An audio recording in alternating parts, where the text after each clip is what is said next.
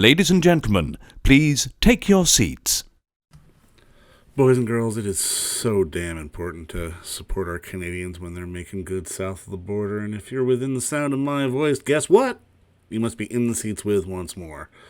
As always, my name is Dave Voigt, and I'm the host of this podcast where we sit down with a wide-ranging variety of industry professionals and we pick their brain about current projects, state of the industry, how they got started, and so very much more in a light and in a conversational fashion. And if you like how we do things around here, I'm going to go out on a limb and assume that you do, because you're listening right now. You can subscribe to the podcast.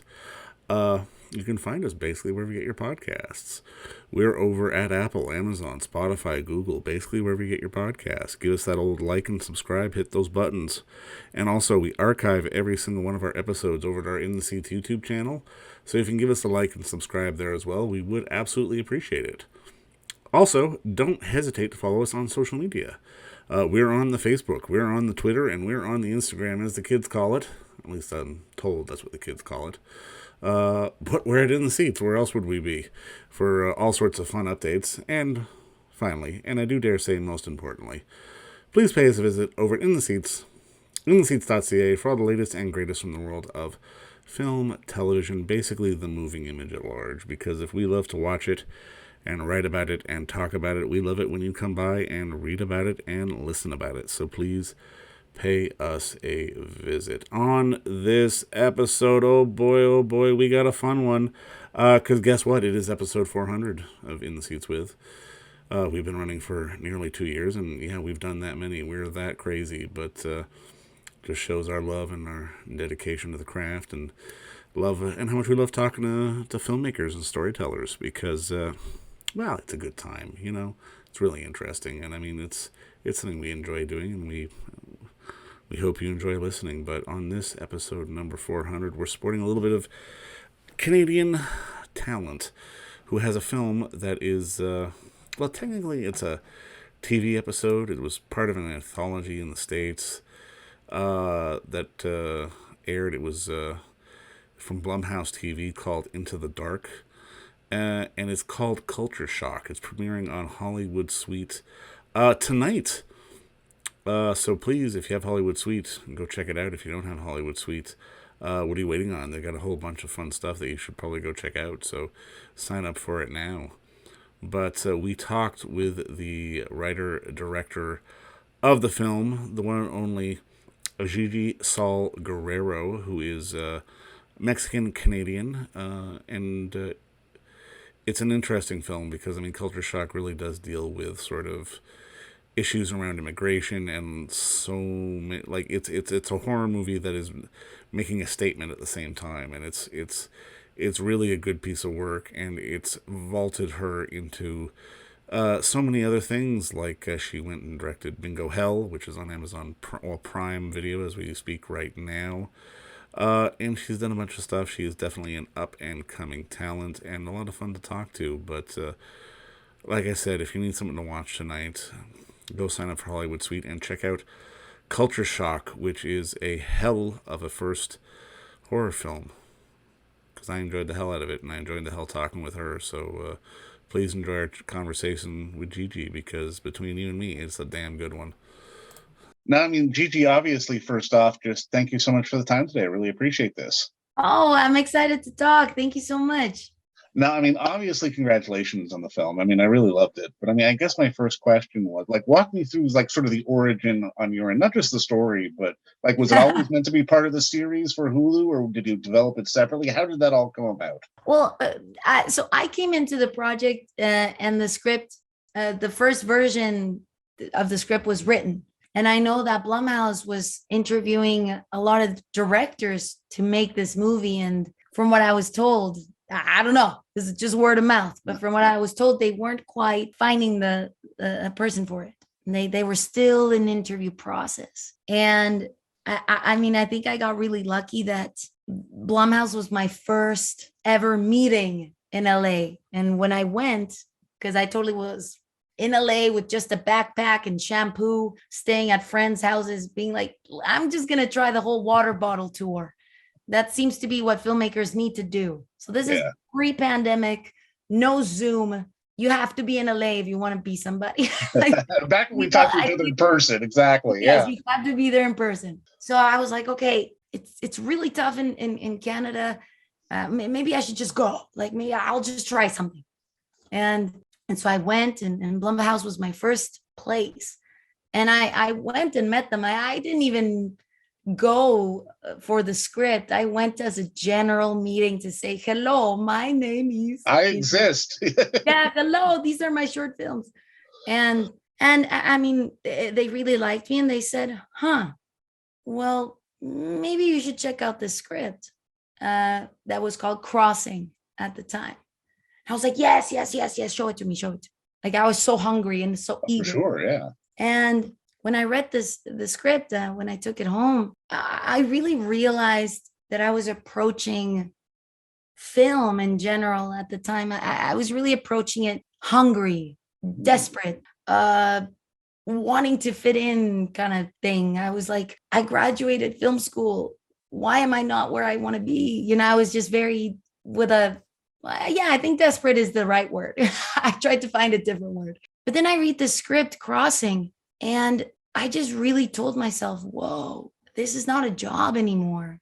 This is a responsibility. And seeing this film like that as an opportunity, not for my career, but as an opportunity to do my part as a Mexican, as an immigrant, to talk about what was so present, I mean, still is, unfortunately, but what was so current and so present in the of the border crisis of the States and Mexico, and watching it from far from Canada. I was like, this is my chance to talk about it. This is my opportunity to really share my feelings. And the whole, you know, Trump era was wide. There you go. Was Yeah. eye-opening for the whole world. And so I read the script, and I remember very well telling Blumhouse, you know, if you give this to me, I will bring a voice of a true immigrant, and I will bring the voice of somebody that has right now a lot to say and a lot of passion, and I will make it so Mexican that the people will give me a big high five. And I showed them all these changes, all these big rewrites that I was like, we should do this and that, blah blah blah, and just really round these characters, especially to give them reasons of why they would want a better life. Because what I find that a lot of people don't understand is that you got to be going through the darkest moments of your life to want to risk everything in your life itself, to want to cross the border. It's not an easy journey. It's a scary one. It's risking everything. And you have to go through a big level of almost desperation to want to do something like that. So I really wanted these characters to all have good reasons for that.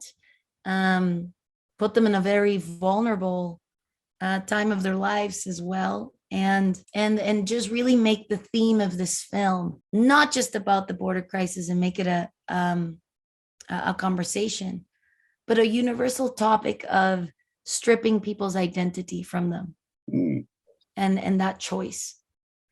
So that was very much where I was coming from, because I feel very fortunate to be Canadian now, because I was not stripped at all from my identity. It's so welcomed where we live. So I wanted to put myself in that situation of what it's like to not have that luxury. Because my family and I, we've tried to move to the States, and we moved right back. It didn't work.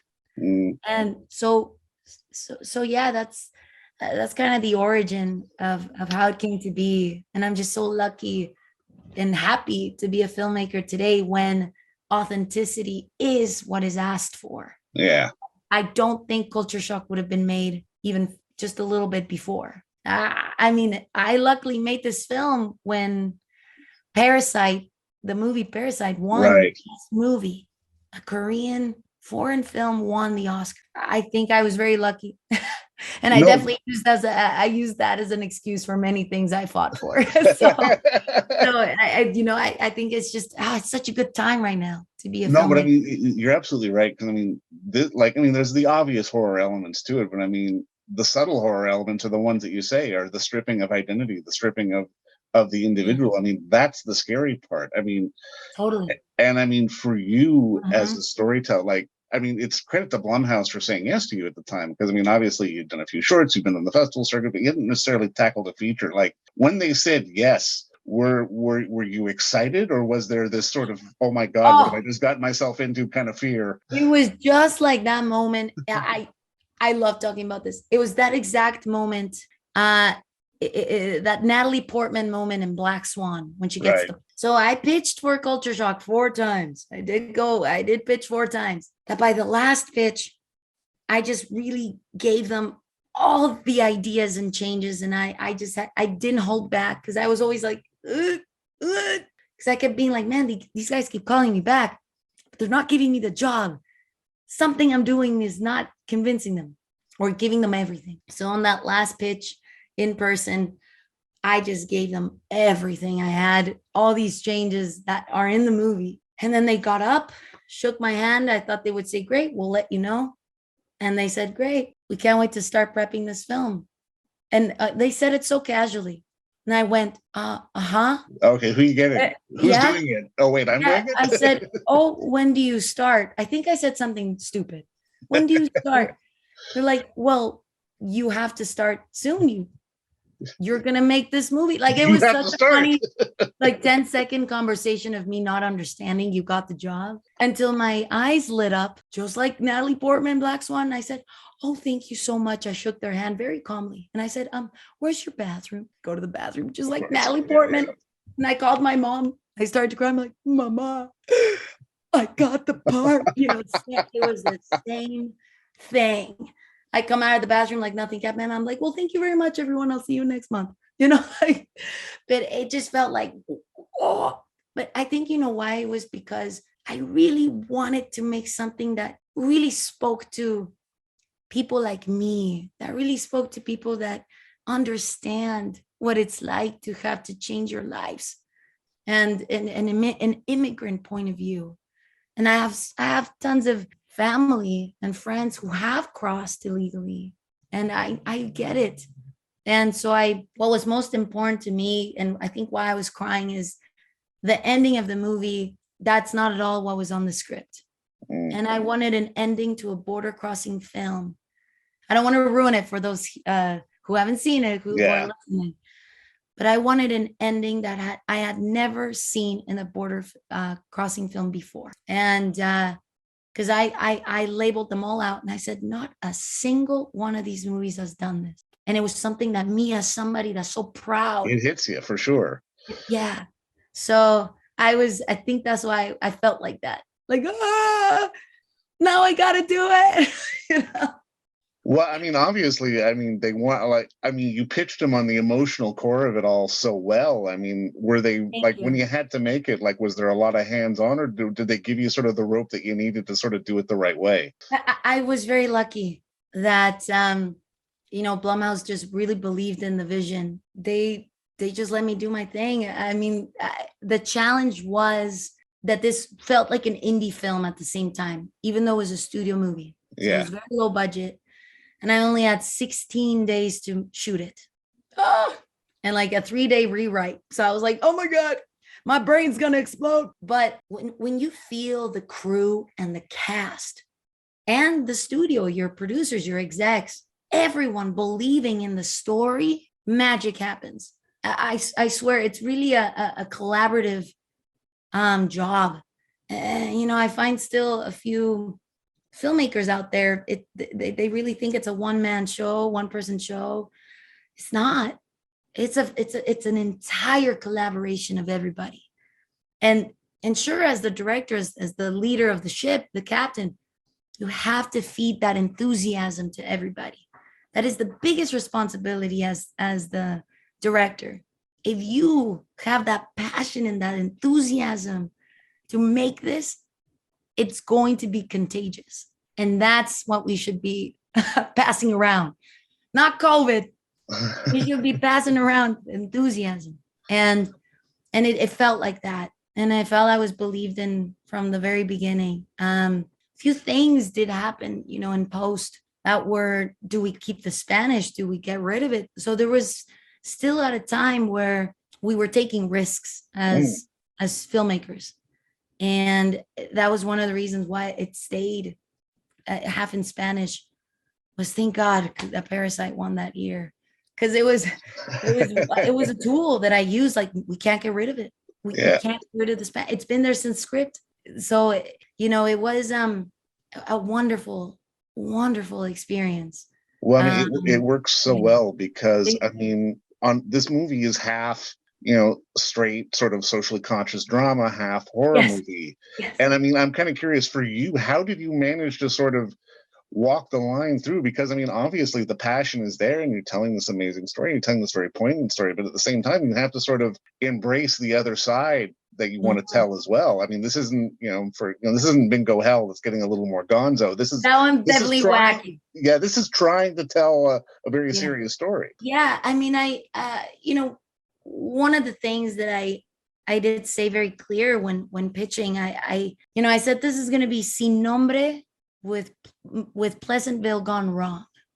Those were the two movies I mentioned. And I feel that I had to balance it with such a reality in the first half of seeing what it's like to be somebody that has to cross the border. Yeah. Even with characters like Ricky, who's not from Mexico, all the way down from Guatemala, who had to cross even further. Everybody has a reason to why they want a better life. And I wanted to show that. I wanted to show everybody has a different reason. Even my favorite character, Santo, who was probably not doing very good things, probably had to kill to survive. Yeah. Wanted to escape that life as well. Everybody has a reason. Good or not, there's still a reason. And I just wanted to show that everybody deserves that dream of a better life, and everybody deserves to chase it. So it really was mind-blowing when this happened. And that was one of the things I told them in my pitch was, I'm going to balance this with true horror, like real tension, but I don't want people to suffer 90 minutes watching my film. Right. We got that enough in the news every day. Yeah. And in social media every day. So the goal for me was to mix humor, mix my personality, and really mix thrill and fun, escapism. I don't want people to feel heavy in the heart. We have enough drama movies that are taking care of that. Exactly. And we have the news taking care of that. So I wanted to just be able to have people sit down and enjoy something, but have them talk about it after. So that was that. I mean, I had too much fun in the whole Pleasantville of it all. That when Santo, for sure, yeah, his tattoos. Where are my tattoos? Why am I speaking English? Like all these things. So there had to be a balance, right? For sure. And I mean, I got to imagine, especially in the casting process, that's sort of a passion and an idea you had to get through pretty early on, because I mean, obviously, because you've got such short time to work with, everyone's got to be 100% on the same page before the camera even turns on. For sure. And the cast, I mean, they were so much fun, and nobody ever has seen Richard act like that, because he's always had tattoos and he's always like the gang guy and like that Latino guy. Like he's always so tough in all his shows, and he's known to be like that. And the character of Santo, I was like, this is going to make people crack up. And when he showed on set, all makeup done, no tattoos, all his hair really well done, and pink and pastel, purple, pink colors. And then he just turned his head. He turned his head and he's like, why, hello there, with an American accent. We all died. We all died laughing that I had to apologize because I ruined the take. I completely ruined the take because I burst out laughing. Everybody just had so much fun. But when we had to shoot all the real stuff in the third act, all that gross, horrific stuff, not to ruin it for those who haven't seen it, the vibe of the set was very different. And everybody, not that people were worried, but we would talk out loud a lot, almost being like, this is for a good reason, this is for a good reason, this is for a good reason. And sure enough, when the movie came out, my Twitter was exploding with Trump supporters and all these things, that it really created a reaction. I loved every second of it. Of course. I was like, wow, like, I'm so happy that we took that risk and that we talked about it and we went for it. And it felt like that every day on that set. And it was the first time in my life that I was directing in Spanish with specific actors. So it felt like I was sharing both worlds here and both cultures of North America and Mexico. Because I would direct in Spanish and then I'd turn around and I'd be like, okay, this is what we're doing. And it was always such a nice unity. It was so much unity in that set. And it's exactly, I think, what we need to keep encouraging as the world in general. So yeah, it was a responsibility, this movie. It really was. It was not a job, even though it nearly destroyed me. But no, and I mean, just to put a bow on it, but I mean, I love that you mentioned risk, because I mean, obviously you've been doing the festival circuit for a while with shorts. I mean, we've seen you at Blood in the Snow up here in Toronto. I mean, I'm just kind of curious for you, like if you had to talk to other filmmakers or talk to anyone else, like would it be sort of that idea of risk that you center on just to sort of get something done? Because obviously after you did take that risk and go to Blumhouse, things have started to spiral for you and you've gotten other opportunities. Like, yeah, you boil it down to risk, to just to not be afraid to take one? It's definitely, you can't be afraid of taking risks, but to make it even more specific, is in this business, especially if you're starting out, you can't be afraid of failure. That's the risk. Very true. Is that you can't be afraid to fail. Because I find that it's, especially when you're starting out, all our projects and the way social media is, it's very easy to watch stuff. Things are very accessible, which means people are very honest in their thoughts. Trolls. Exactly. We have this thing called trolls. So it's easy to be discouraged. It's easy to take rejection to heart. Yeah. And it's not just taking risk, it's you can't be afraid to fail, because you're not doing it for anybody, you're doing it for you. Yeah. So if you fail yourself, fine. You don't seem to match what others want. That's not failure. We all have to tell the stories we want to tell. So, something I use all the time, other than don't be afraid of failure and finish what you started, which is always what I say, for me was always Sister Act, the movie with Whoopi Goldberg. She quotes in the movie, I think it was Sister Act 2, to Miss Hill. She says to her, honey, if you want to be somebody and you want to go somewhere, you better wake up and pay attention. And that stuck with me forever. And then she says to her, and I quote, if you wake up in the morning and you feel like singing, you're a singer. So if you wake up in the morning and that's all you think about, then you're a singer, girl. So I was like, thanks, Whoopi. All I think about is movies. So it was just like that, if it's what you're meant to do, that's what you got to do, but you got to go out and take that risk and just make stuff. Gigi, keep waking up thinking you're a filmmaker, because we're better off for it, and keep doing us Canadians proud. And thank you so much for the time today. This was such a pleasure. Oh, such a pleasure talking to you too. Thank you so much. And don't forget to visit our friends over at Bay Street Video for all your DVD, Blu-ray rental, or purchasing needs this summer, as they are still open for curbside and some mailing delivery as well. Over at 1172 Bay Street, Toronto, Ontario, Canada, you can give them a call at 416-964-9088. That's 416-964-9088. Or send them an email at baystreetvideoto@gmail.com for any of your DVD and Blu-ray needs.